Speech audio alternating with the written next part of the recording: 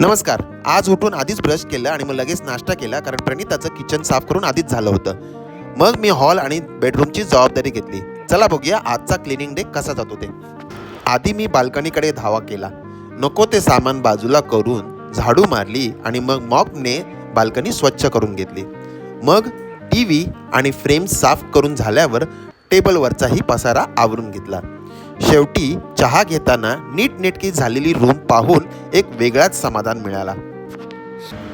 मग ओवीला शाळेत सोडून जीविकाच्या बड्डेसाठी गिफ्ट घेतलं आणि आईने सांगितलेले औषधं आणली. जेवण झाल्यानंतर शूमध्ये लेस टाकून झाल्यावर बायकोसोबत कपडे वाळत घातले. संध्याकाळी ओवीला शाळेतून पिकअप केल्यानंतर आईची औषधं गावच्या राजूदादाकडे पाठवली. तोवर ओवी आणि प्रणिता मेकअप करायला गेले आणि मी मात्र बीचला उद्यासाठी धुवून ठेवलं आणि प्रवासासाठी कोंबडी कापून आणली. शेवटी घरी येऊन वंडर पार्कचा व्हिडिओ एडिट केला. मग मेकओव्हर करून आलेल्या बायकोला बघतच आत कितीची पावटी फाटणार हा विचार करत दिवस संपवला.